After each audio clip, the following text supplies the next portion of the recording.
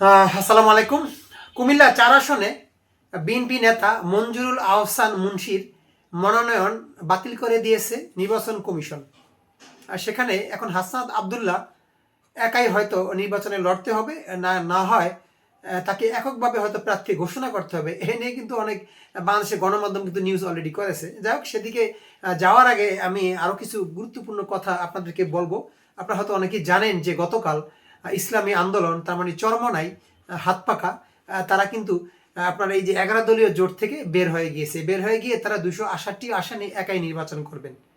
হয়তো তারা বিভিন্নভাবে বিভিন্ন কৌশল অবলম্বনের কারণে আগামী নির্বাচনে এককভাবে তারা নির্বাচন করার একটা আশা প্রকাশ করেছেন এবং আগামীতে সরকার গঠন করে চরমনায় এদেশে রাষ্ট্র পরিচালনা করবেন, এমনই তাদের একটা মনোবাসনা হয়তো ছিল। যদি মহান আল্লাহ তাদের এই মনোবাসনা পূর্ণ করতে পারেও না, আল্লাহ চাইলে সবই তো পারেন।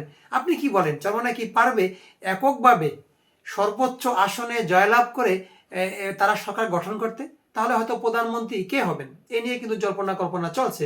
যাই হোক, অন্যদিকে জামাত ইসলাম চরমনাইকে হারিয়ে মাঝপথে এসে তারা কিন্তু কিছুটা হলেও চিন্তা কিংবা উদাসীনতা কিংবা তাদেরকে একটু কেমন যেন একটু অন্যরকম চিন্তিত দেখা গেছে। এখানে কিন্তু জামাত ইসলাম যে একটা শক্তি অর্জন করেছিল সেই শক্তিটা কিছুটা হলো ক্ষয় হয়ে গিয়েছে, যেটা আপনি যদি মুখে নাও বলেন না কেন আপনার অন্তরটা কিন্তু ঠিকই বলবে। এখানে যদি জামাত চরমনাই এনসিপি সবাই যদি একসাথে নির্বাচন করতে পারতো, এখানে কিন্তু একটা শক্ত প্রতিপক্ষ থাকতো বিএনপির জন্য। এবং বিএনপিকে আপনি যদি হারাতে চান, সেরকম শক্ত প্রতিপক্ষ ছাড়া কিন্তু বিএনপিকে আপনি হারাতে পারবেন না। আপনি যতই বিএনপিকে চাঁদাবাজ বলেন, যতই যা বলেন, বিএনপি কিন্তু শক্ত বড় একটা শক্তিশালী দল। বিএনপির ভোটার কিন্তু ঘরে ঘরে, এই ঘরে ঘরে ভোটাররা বিএনপিকে যে ভোট না দিয়ে আরেকটা দলকে ভোট দিবেন, সেটা কিন্তু আদৌ সম্ভব নয়। কারণ এদেশের মানুষ রাজনীতিকে অন্তরে লালন করে, রাজনীতিকে ভালোবাসে, নিজের বাবার থেকেও রাজনৈতিক নেতাকে বেশি পছন্দ করে।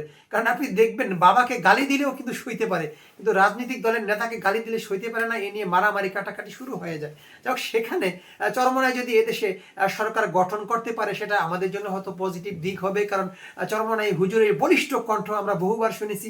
তার মুখ থেকে সেই কণ্ঠ আমরা ক্ষমতায় যাওয়ার পরে, প্রধানমন্ত্রী হওয়ার পরে তিনি যদি দেশ পরিচালনা করেন, আমি করি আশা করব যে দেশ দুর্নীতিমুক্ত হবে।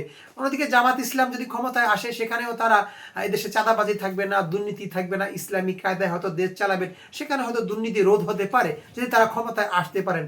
আর অন্যদিকে যদি বিএনপি ক্ষমতায় এসে পড়ে, তারা ঘরে ঘরে ফ্যামিলি কার্ড দেবেন, ঘরে ঘরে তারা বেকার ভাতা নিয়োগ করবেন, এরকম অনেক আশ্বাস দিয়ে যাচ্ছেন। আসলে এরকম আশা সবাই দেয়, কিন্তু নির্বাচনের পরে সেই আশা ভরসা কতটুকু রক্ষা করতে পারে দলগুলো, সেটা নির্বাচনের পরেই কিন্তু আমরা টের পাই। যাই হোক দর্শক, আপনি আগামী নির্বাচনে আমি মনে করি ব্যক্তিগতভাবে যাকে ভোট দিবেন একটু দেখে শুনে দিবেন। কেন ভোট দিবেন দেখে শুনে?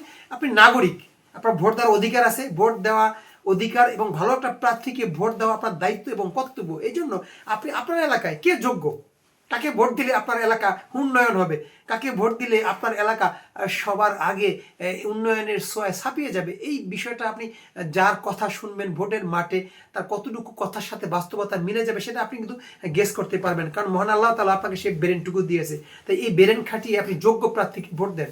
যেই সেই প্রার্থীকে ভোট দিয়ে আপনার এলাকার উন্নয়নকে আপনি থামিয়ে দিবেন, দামিয়ে দিবেন, এর জন্য দায়ী হবেন আপনি। এর জন্য আপনাকে কিন্তু কিয়ামতের দিন হয়তো কিংবা রোজ হাসরের দিন আল্লাহর কাছে হিসাব দিতে হবে। কারণ ভোট দেওয়া এটা কিন্তু নিষিদ্ধ নয়। আপনার ভোট দিতে হবে, জনপ্রতিনিধি নির্বাচন করতে হবে আপনার এলাকার উন্নয়নের জন্য। এই জন্য আপনি অবশ্যই যোগ্য প্রার্থী হিসেবে ভোট দিবেন, সৎ প্রার্থীকে ভোট দিবেন যে আপনার এলাকায় কাজ করবে।